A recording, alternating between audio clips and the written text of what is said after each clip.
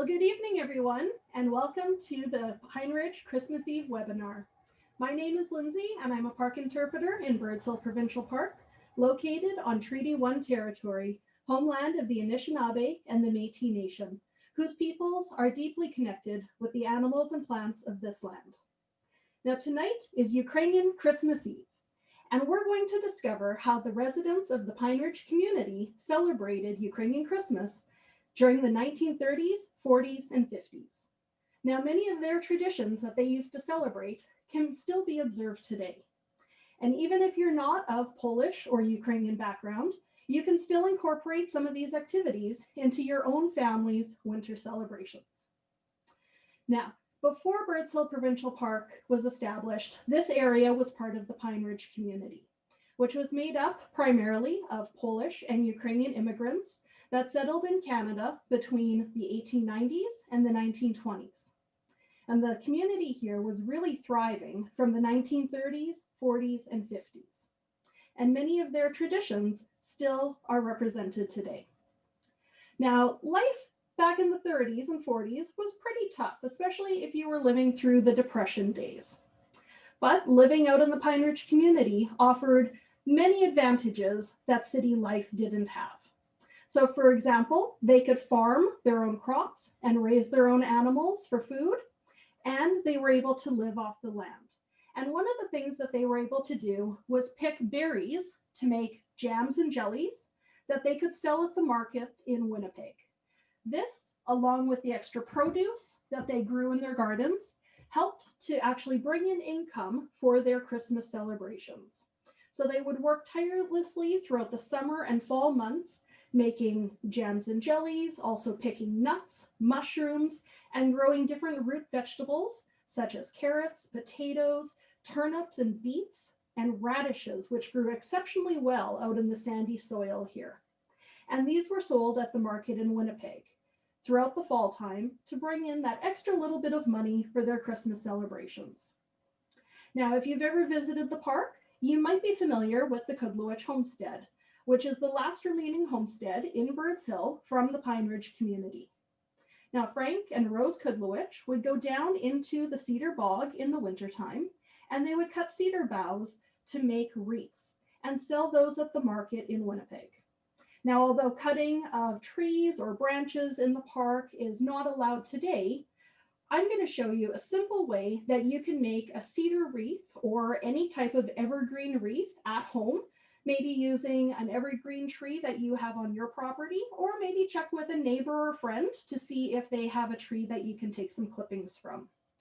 So this could be any type of tree, spruce, a pine. I did some clippings from one of my cedar bushes at home that needed a little bit of a haircut. And I've started to make a very simple wreath. So this is just using a coat hanger that I've shaped into a circle, and the hook here will be perfect for hanging it.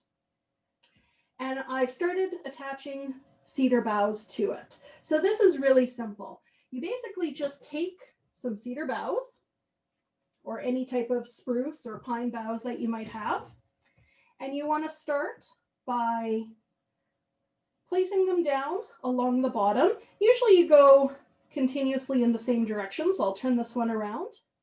And I'm going to use a little bit of fishing line to tie that on. And once I have that one tied on, I'll then attach another one like that. And I'll continue going around the entire frame until I have my cedar or my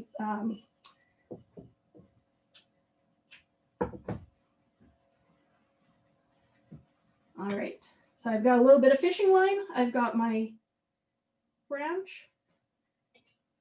I'm going to place it down here. This is a great activity if you have some children at home that are looking for something crafty to do in the wintertime. This is also something you can do using branches from your Christmas tree if you've already taken it down but haven't gotten rid of it yet. So you can use branches from that. Now, as I said, they would go down into the cedar bog and take cuttings from there. And the cedar bog in Birds Hill is actually a really unique ecosystem because we don't see eastern white cedars growing in a lot of Manitoba. So there you can see I've attached a couple more branches. It looks like we need kind of one more there. So I'll find one more small one to put in there. So because our cedar bog is such a sensitive area, this is one of the reasons why we really want to discourage people from cutting any of the branches or taking anything out of that area, just to preserve it and take care of that space. Now, sometimes people have made wreaths using different types of frames, or you can also use wire to attach the branches. I like to use fishing line just because it's clear, you don't see it. It's a pretty easy material to work with. You just need scissors, you don't need special wire cutters. And it's something that kids can do, so they can easily get involved. Oh, that one looks like it's going to need another one there. But you can see how easily that comes together. And so that can become an activity that you try with your family and make your own cedar or evergreen wreath. So I'm just going to place that here and I'll finish it up later on. Now, within the Pine Ridge community, the biggest celebration that was looked forward to all year long was the annual school Christmas concert. Now, every year, the teachers of the two-room schoolhouse in the Pine Ridge community worked with their students in grades 1 to 9, an average of about 24 students each year in the two-room schoolhouse.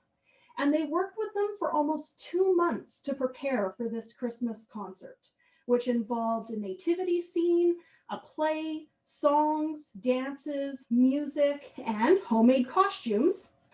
And the Christmas concert was a community gathering that everyone came out to enjoy. Now, a large tree was usually brought in from the forest and decorated for the festivities. And as families arrived, they would leave presents underneath the tree, usually wrapped in brown paper packaging.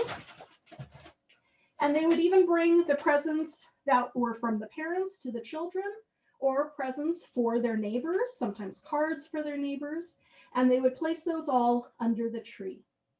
Now, someone from the community would often volunteer to be Santa Claus, and he would be dressed up and actually up in the attic of the school, stomping around in his boots during the entire concert, just as a reminder to the children that Santa is always watching.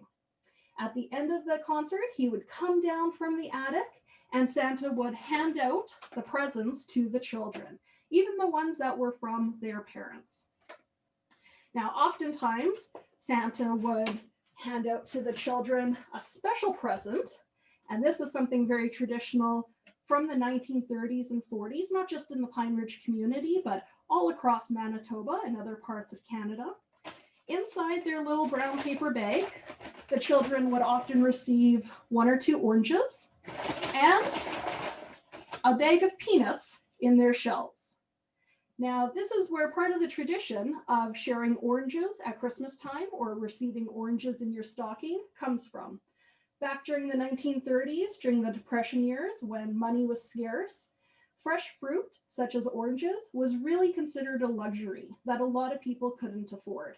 And so at Christmas time, they would splurge and purchase oranges for their children. And they would often receive them on Christmas morning in their stockings. So this was a special treat that Santa would hand out to the children after the concert was done.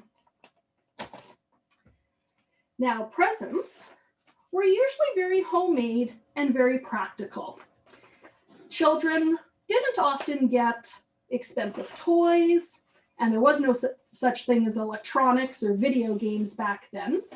So sometimes the things that the children might receive would be something as simple as a new pair of pajamas. And getting new pajamas each year was a real treat because it meant you didn't have to get somebody's hand-me-down pajamas that might be full of holes. It meant you got a fresh new pair of pajamas. Back in the 1930s and 40s, especially in the Pine Ridge community, having more than one set of clothing was really considered a luxury. So if you had a fresh set of clothes to put on in the morning and a pair of pajamas to wear at night, you were living the good life. Now, sometimes families would actually save up a bit of money over the year and maybe buy something a little more special for their children. A lot of times, fathers of the family would go and work at lumber camps or at mines or forestry places, areas where they could earn a little bit of extra income for their family. And the money would often get sent home and saved up for something special, such as a porcelain doll.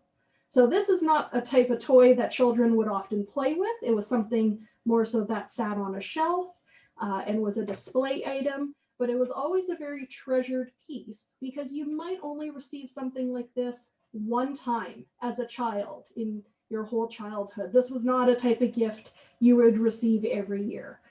So occasionally families would be able to buy something special like this for their children. I'm going to put her up over here. And you can see the type of wrapping that was often used was just brown paper bags or butcher paper and plain string, because that's what was available to them at the time. Now, a lot of the families living in the Pine Ridge community were of Polish or Ukrainian descent. A lot of the Polish families adopted the English Christmas traditions and celebrated Christmas on December 25th. Now, some families would have a spruce or a pine tree in their house. Some families, though, would actually just have a poplar tree that they would cut down. And some families didn't have room for a tree at all. So they actually wouldn't put up a tree in their homes for Christmas time at all. But if they did, it was often decorated with candles. There's no candles on this tree.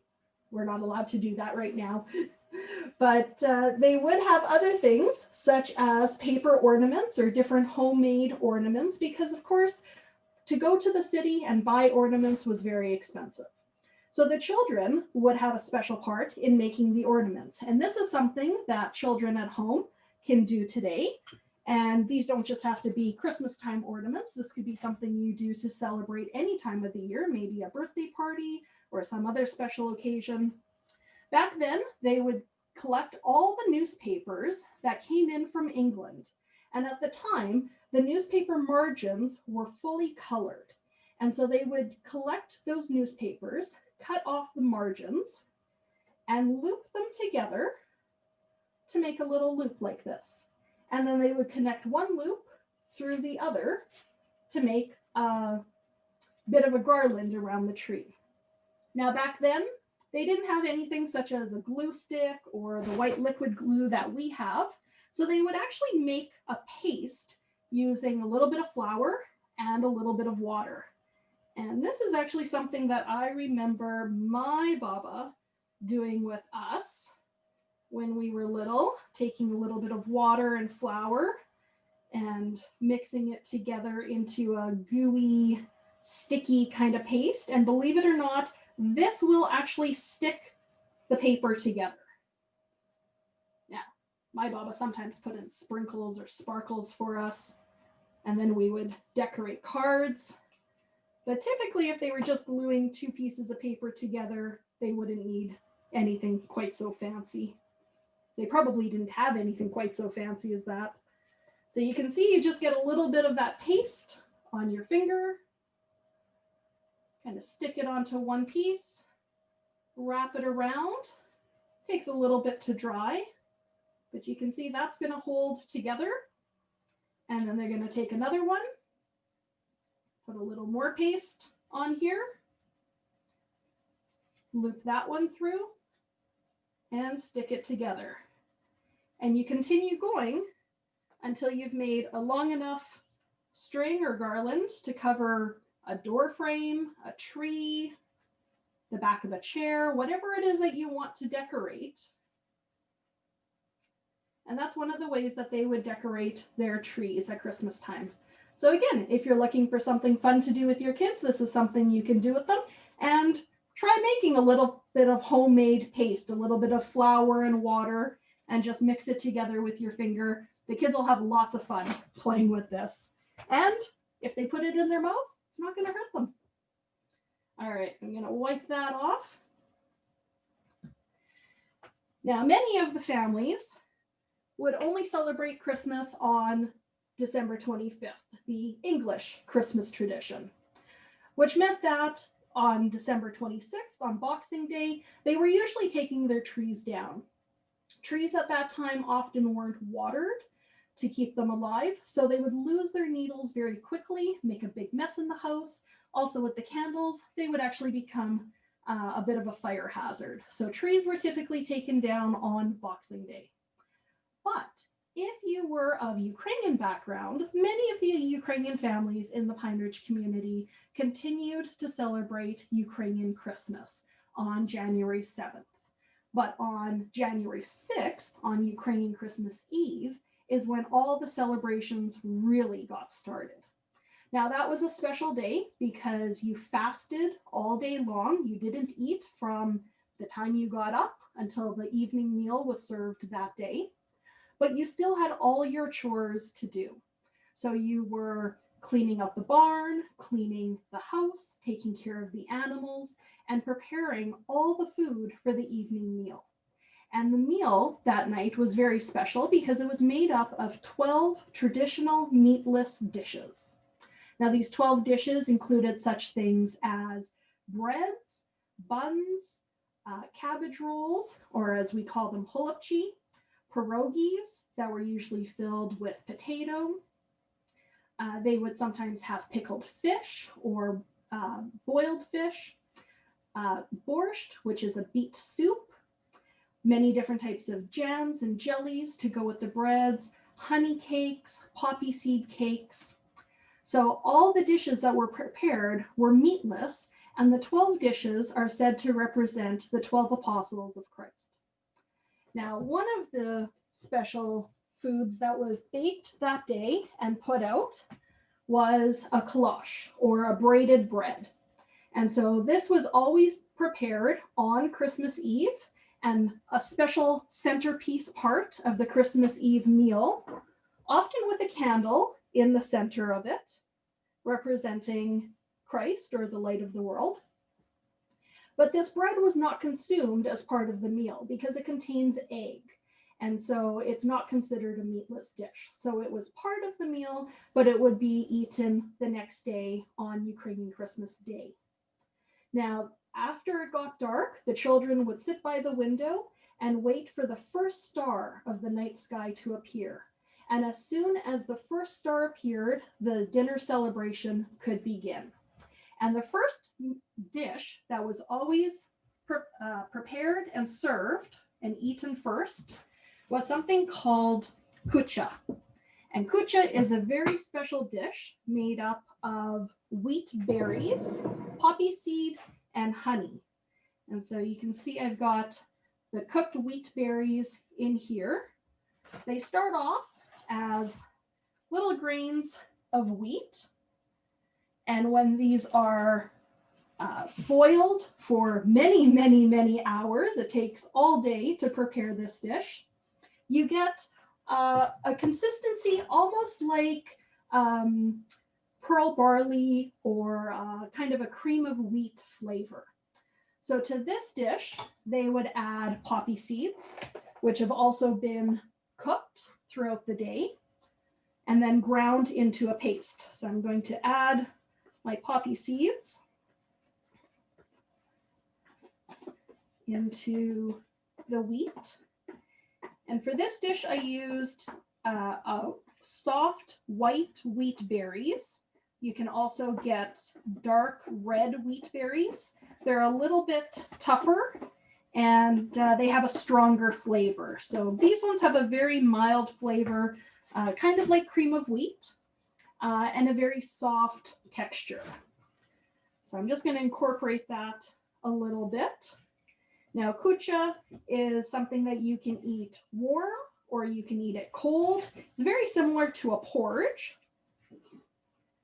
And the third and probably most important ingredient, because it really helps to combine everything together, is honey, as well as some of the leftover boiled water from when you boiled the wheat berries. So I've mixed that all together. And typically you would only do about a half a cup of honey. You can do a little more honey if you want it sweeter. I like my kucha sweet. So I'm going to add a little more. And again, if you like porridge or oatmeal that is a runnier consistency, then you would add a little more of the honey and the boiled off water. If you like it a little more firm, then you would probably add a little bit less. So depending on the region you come from in the Ukraine, there's different methods of how to cook this, different traditions with the ingredients, but kucha always includes wheat berries, poppy seed, and honey. And those three ingredients are believed to bring prosperity and good fortune for the upcoming year. Now, kucha was even served to the animals in the barn to tell the animals that it is Christmas time, and as part of that family celebration. So even the animals were given a little bit of kucha. Now, if the families had a little bit of extra money that year, sometimes walnuts were purchased and could be chopped up and sprinkled in. So I'm actually going to sprinkle a few walnuts into mine. And although this is not necessarily a traditional ingredient to include with kucha, some people also include things such as raisins, dates, apricots, or almonds. So there's lots of different things that you can add into this recipe. I'm going to add some raisins in because I like raisins in mine. And some people will eat this cold, some will eat it warm. Sometimes you can even put this back into the oven and bake it so it comes out really nice and warm and toasted. That's a really nice method if you're adding nuts or raisins or dried fruits into your kucha. And on the Christmas Eve meal, it was traditional for every member of the household to be present for the meal and to have a small serving of all 12 of the dishes prepared. So even if there's something you didn't quite like, you still had to take a small amount of it. Now there's some old traditions and beliefs with kucha that it can actually predict the future. If you take a spoonful of kucha, my mom would be very upset with this, and you fling it up to the roof, if it sticks to the roof, then it tells that it's going to be a good year with lots of prosperity. If it falls to the floor, it might not be such a great year. So that's one of the myths surrounding it. Another one is that it was fed to the animals, and also that if you left a small amount of kucha on your plate, that it also was bringing good wealth and the prosperity for lots of food in your family for the coming year. So there's lots of myths surrounding this dish, but this was a very easy dish, as labor as intensive as it is to prepare. I actually made this in the crock pot today, so that made it a little bit easier, but this is something that you could try making with your family. Traditionally, kucha is only eaten for the Christmas season. However, it does make a really healthy breakfast or snack during the day. So if this is something you're interested in trying with your family, we're going to include a couple of recipes for kucha, as well as for the kalash, the braided bread, and you'll receive that in an email later tomorrow. So these are all different traditions that were part of the Pine Ridge community, and traditions that you can try out at home with your own family, whether it's trying a new type of food, or maybe making a new type of decoration, or even making a wreath out of cedar or other evergreen branches. So I hope you've had fun tonight learning about some of the traditions celebrated in the Pine Ridge community during this winter season.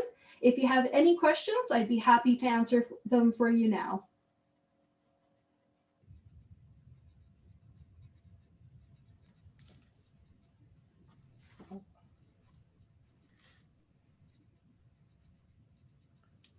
Okay. First, it's more of a anecdote here from Marcy that shares when she was younger, she had some relatives over for New Year's Eve. Someone tossed the kucha to the ceiling. It landed in my aunt's open purse. We had quite a giggle over that. That's a great story to tell. I hope your family tells that story every year because that would just be fantastic. Yeah, kucha is actually not a food that I grew up with a lot. My baba did not really care for kucha very much. So we didn't eat it very often at Christmas time. If my great aunt made it, she would sometimes send it for us. So that's when we would get to have it. Our family had kind of a totally different non-Ukrainian tradition where we would actually go out for pizza on Christmas Eve to a little Italian pizzeria in the Maples area of Winnipeg that no longer exists. But that was our tradition to go out for pizza on Christmas Eve every year.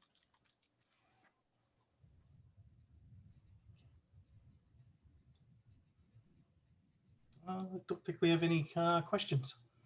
All right. Oh, here's one here from Marlene, who asks, why did the Pine Ridge community only exist for those few decades? Oh, great question. Thank you for asking that. So the Pine Ridge community was here actually up until 1964. And at that time, the provincial government of Manitoba decided that this area was a location where they wanted to build a new provincial park. And so the families were expropriated. Now, many of the families that were living here at the time had their children had grown up and moved on. A lot of the original kind of founding members of the community had gotten on in age and had actually moved out of their homesteads. So there actually weren't too many families left at that point. But the families that were still here or new families that had moved into the area were expropriated. So they were bought out of their land. And then from 1964 to 1967, the area was developed into the provincial park that we see today. So up until that point, until 1964, they were actually living out here with no electricity, no running water, and no sewer system. So it was a very tough way of life. But all that infrastructure that we see in the park today was put in between those 3 years, from 1964 to 67. And then Birds Hill Provincial Park opened officially on July 15th of 1967 in honor of Canada's 100th anniversary. So we're often considered the birthday park for Canada. And when Canada celebrated its 150th anniversary, Birds Hill Provincial Park celebrated its 50th anniversary that year.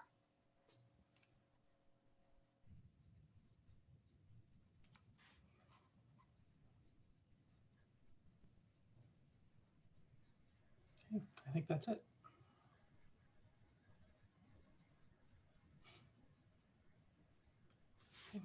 There's no other questions. All right. Well, thank you so much for joining me this evening. I hope you enjoyed the program. We do have another webinar coming up in a few days. That's our Cougar Cafe with one of our wildlife biologists. That'll be on Saturday evening at 6:30 p.m. Information to register for that program can be found on manitobaparks.com or on our social media at mbgovparks. We hope that you've enjoyed the program tonight. And if you do come out to experience Birds Hill Provincial Park or any other park this winter, we do remind you to practice social distancing and only visit the park with members of your own family. So thank you everyone for joining me this evening. Merry Ukrainian Christmas and have a great new year.